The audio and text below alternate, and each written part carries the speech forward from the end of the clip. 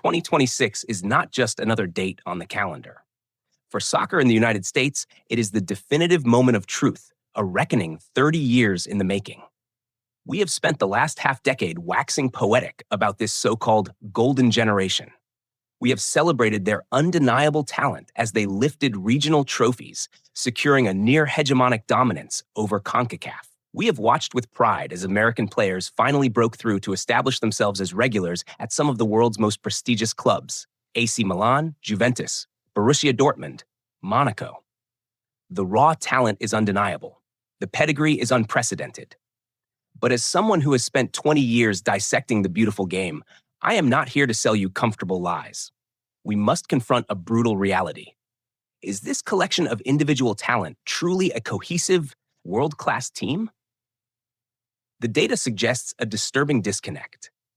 While the USMNT's record against regional opposition is stellar, their performance metrics against top-tier global competition tell a different story. In the last 2 years leading up to 2026, against teams ranked in FIFA's top 20 outside of CONCACAF, the U.S. has seen its average possession drop by nearly 12% and its shots on target per game decrease by almost 40%.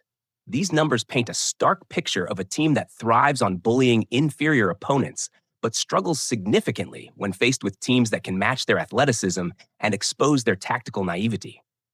Are we truly ready to stand toe-to-toe with France, England, or Brazil on home soil? Or are we merely the loud, overhyped kings of a small pond? Hello and welcome. I'm SoccerScope, and my job isn't to be a cheerleader. It's to be an analyst. Today, we are going to bypass the hype and dive straight into the cold, hard data to dissect the tactical revolution unfolding under the team's new leadership and face the unforgiving reality of what it will actually take for the USMNT to succeed in 2026.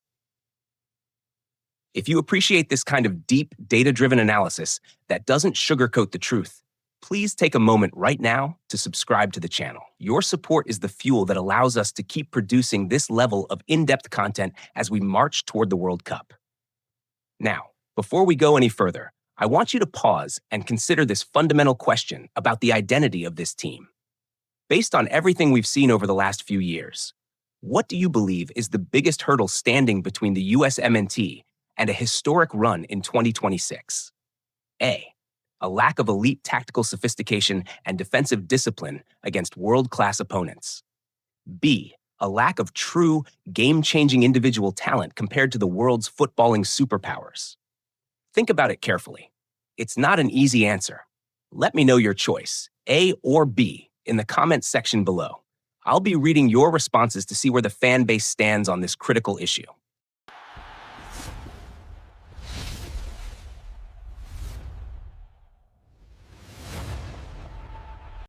The appointment of Mauricio Pochettino in the autumn of 2024 wasn't just a managerial change. It was an admission that the previous tactical blueprint had failed to maximize this generation's potential. For years, we watched a U.S. team that often prioritized possession without purpose, struggling to break down low blocks and appearing defensively fragile against high-level transition attacks. The old 4-3-3 system, while effective in pressing, had a fatal flaw: the over-reliance on attacking fullbacks, like Serginho Dest and Anthony Robinson, pushing high simultaneously. This left massive, exploitable gaps in the channels, areas that elite wingers from Europe and South America would feast upon. The data from the 2022 World Cup cycle confirmed this, showing that over 60% of the high-quality chances conceded by the U.S. originated from quick counterattacks targeting these exposed wide areas. Pochettino has arrived and immediately set about dismantling that approach. He has instilled a philosophy defined not by passive possession, but by high-intensity, vertical football. The core of this revolution is the shift to a 4-2-3-1 formation. This isn't just a change in numbers. It's a fundamental shift in defensive structure and attacking intent.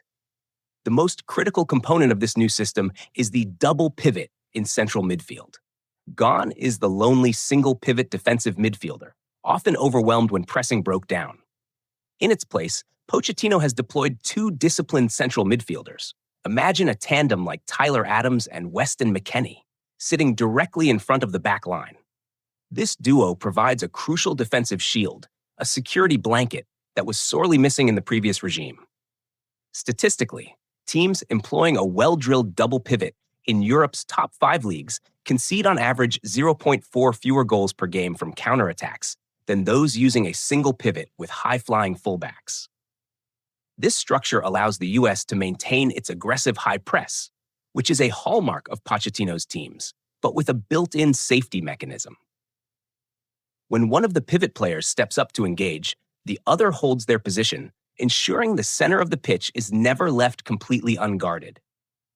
This tactical adjustment directly addresses the team's most glaring vulnerability, offering a more pragmatic and robust platform from which their attacking talent can flourish without the constant fear of being caught exposed on the break.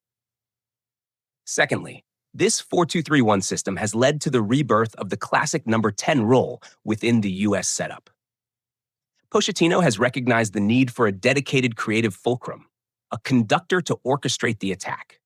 A player with the unique skill set of Gio Reyna now has a stage perfectly suited to his talents, operating in the hole directly behind the center forward.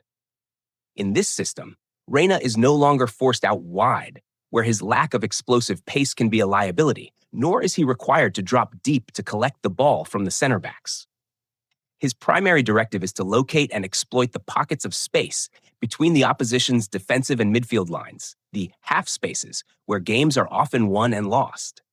From this advanced central position, his vision and technical ability allow him to receive the ball on the half turn and play the final killer pass to unlock defenses. This entire tactical framework is designed for one singular purpose: to execute devastatingly quick attacking transitions. Pochettino's philosophy is predicated on winning the ball back high up the pitch through coordinated pressing and immediately looking to play forward. The goal is to catch the opponent disorganized and exploit the space they leave behind within seconds of regaining possession. However, this high-octane style is not for the faint of heart. It demands an extraordinary level of physical fitness, unwavering tactical discipline, and a near-telepathic synchronization among all 11 players on the pitch. Every player must know exactly when to press, where to cover, and which run to make the instant possession is won. It is a high-risk, high-reward strategy that requires absolute commitment, but one that, if executed correctly, could turn the USMNT into one of the most dangerous transition teams in the world. Tactics, however, are just lines on a whiteboard until they are brought to life by the right players. So, who stands to gain the most from Pochettino's tactical revolution, and who faces the steepest uphill battle? The biggest beneficiary is undoubtedly the team's talisman, Christian Pulisic. In previous systems, Pulisic was often isolated wide on the touchline, tasked with beating multiple defenders just to get into dangerous areas. Under Pochettino, in this 4-2-3-1, his role has been transformed. He is encouraged to drift inside into the left half space, acting more as an inverted forward than a traditional winger. This movement brings him closer to the goal and allows him to combine intricately with the number 10 and the striker. Analysis of his club form in Italy shows that when Pulisic receives the ball in these central advanced areas, his shot conversion rate and key pass frequency increase by over 20% compared to when he is stuck out wide. This system is designed to maximize his output as a goal scorer and creator. Alongside him, Folarin Balogun finally gives the U.S. the modern number 9 it has craved for a generation. Balogun is not just a poacher waiting in the box. He is the focal point of the entire attack. His ability to drop deep and hold up play with his back to goal brings others into the game, while his intelligent, diagonal runs behind the defense stretch the opposition and create space for Pulisic and the number 10 to operate. His work rate in leading the press from the front is also non-negotiable in Pochettino's high-intensity system. Yet, this new era brings immense challenges for others. The pressure on that double pivot, likely Tyler Adams and Weston McKennie, is immense. They are the engine room. To make this high-pressing system work, they must maintain flawless positional discipline and elite physical output for a full 90 minutes. The data is unforgiving. Against top-tier European opposition, midfielders cover an average of 11 to 12 kilometers per game.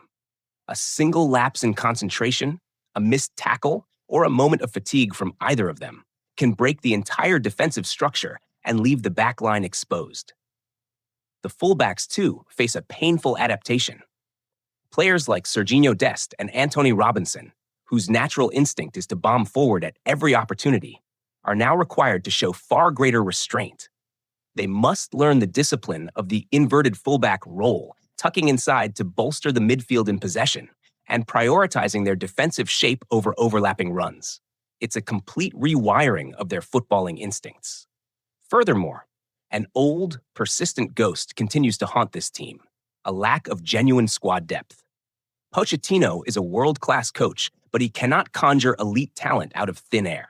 The drop-off in quality from the starting 11 to the bench remains alarmingly steep. If a key pillar like Tyler Adams, whose defensive metrics are in the 90th percentile among defensive midfielders globally, were to suffer an injury right before the World Cup, who steps in? The current alternatives simply do not offer the same level of defensive cover or tactical awareness required to execute this demanding system against the world's best. This lack of a plan B with comparable quality remains the team's most significant Achilles heel. So, where does all of this leave us, standing on the precipice of history? We have a golden generation of players entering their prime years. We possess the once-in-a-lifetime advantage of playing a World Cup on our home soil. And critically, we have finally secured a golden brain on the touchline in Mauricio Pochettino, a manager with the pedigree and experience to mold these individual talents into a cohesive, winning machine. But as someone who has analyzed this game for 2 decades, I must douse this optimism with a final, sobering splash of cold water. This is a massive gamble. Pochettino is in a race against time. He has less than 2 years to fully implement a complex, physically demanding tactical philosophy that usually takes club managers 3 or 4 seasons to perfect.